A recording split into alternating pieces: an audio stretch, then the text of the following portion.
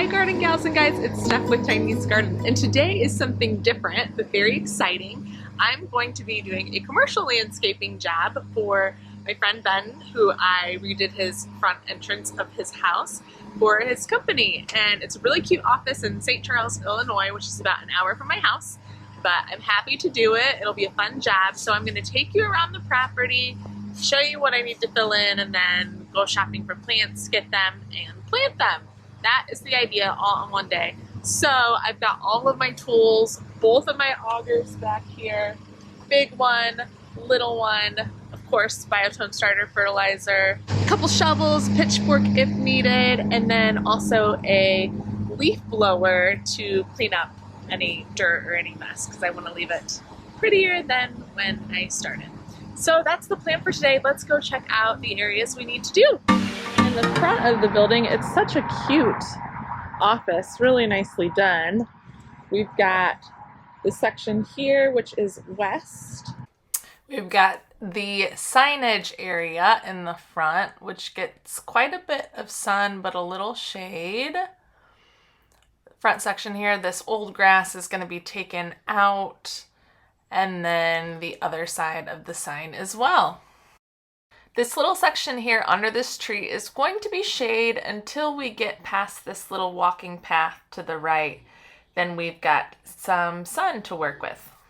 And then we've got this large space over here that I have found out a picnic table is going to go in, which will be nice if they want to dine outside. So adding some interest here to this space as well, which is practically full sun. So that is what we are working with here. A lot of space, and I've got $1,000 to work with, which is healthy, but that's also a lot of space. So I'm very excited to go and get a lot of plants and beautify this place up, and it's a good challenge at the same time. So I'm off to go shopping. I'll be back and show you what I got and get to planting. Okay, we are here. So the main thing I'm looking for is perennials, because I don't want them to have to do a lot of maintenance, and a lot of part sun stuff, some full sun stuff, and some shade stuff. So let's go do this, and I'll meet you back at our planting site. All right, we are back. Got everything set up. We've got a few edits that are going to happen, but that's not a big deal. Let's take a look at everything here. Okay, here is our big area back here in the sun. There's going to be a picnic table that's going to go right here. Nice big picnic table. Then we've got two little Henrys that I have never seen before, but are very cool.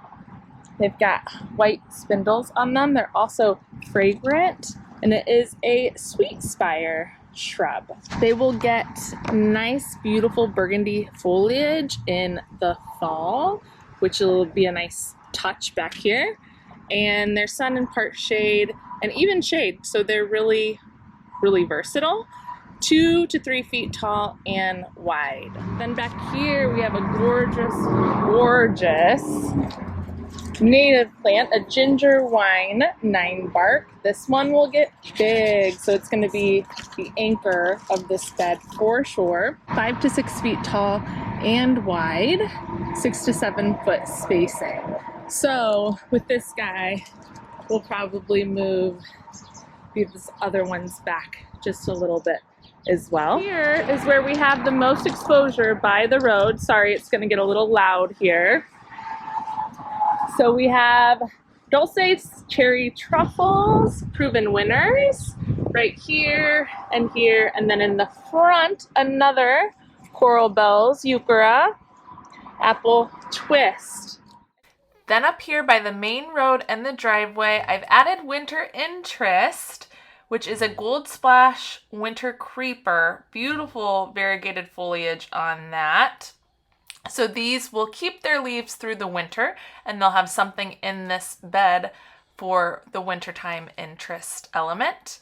Those will get 1.5 to 2 feet wide. And then we come to the star of this bed, the limelight hydrangea. This will get 4 to 6 feet tall, 4 to 5 feet wide, and fill in this space here nicely. So it's like a step down from this tree that's in the background, which I believe is a serviceberry tree. So it'll fill up that gap really lovely and add some pink color in there. They start out white and fade to pink.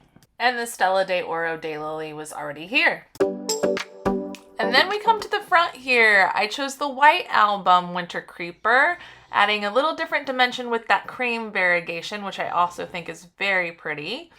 I would add one more here right in the front there for a grouping of 3, but this will add a lot of nice winter interest here. And then right by the sign, which is right by the road, I wanted to add some height to this bed to complement the sign. I found this feather reed grass that's really beautiful and quite affordable. I think these were $40 a piece. So this will get about 6 feet tall and stay fairly in the width that it is now. So I added one to the front as well. And then we've got that winter creeper down below, complemented by some silver gumdrop euchera, arguably my favorite. That old grass is getting removed. Our other perennial grass right here. And then mirroring on the opposite side, the same setup, winter creeper, silver gumdrops, and the featherweed grass. We decided we wanted the front of the sign to be blank because we didn't want to cover up the vendors' names. So Ben may come back in with some sort of ground cover here, but for now he preferred that there's nothing in front of it. And then again, I just popped another feather reed grass to add some height and dimension. On this side here, our last section, back to that winter creeper. Again, I would get a third for that gap right there. Groups of 3 look a bit better because this St. John's wort, which is just stunning, is a full sun. It's going to get 3 feet tall and ride. It is the floral berry rose. And that'll really anchor this corner of this bed beautifully. And you can imagine as that grows in and reaches its full height, it'll look really nice next to the big hosta there and give this corner a little bit more height. Then in the back here, we've got 2 hanging baskets that look really nice there with that bright pop of white. Woo. All right, let's get to planting. I'm excited. I think it's going to be a nice facelift for this project for sure. Let's do it.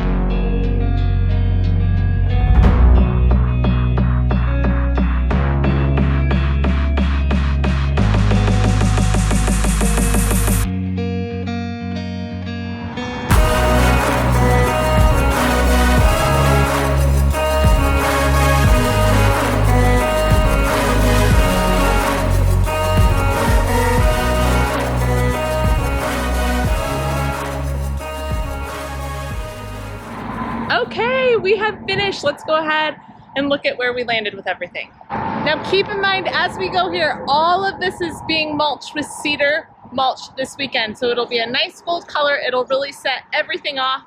Any of the mud you see around the plants is going to be covered and it'll have a really nice finished look.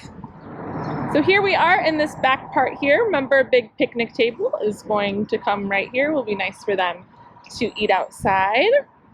Our sweet spire that I mentioned is fragrant, so that'll be really nice if they're dining al fresco here. And our beautiful 9 bark here, which is going to get nice and big and really anchor this bed and give it a statement piece that it needs.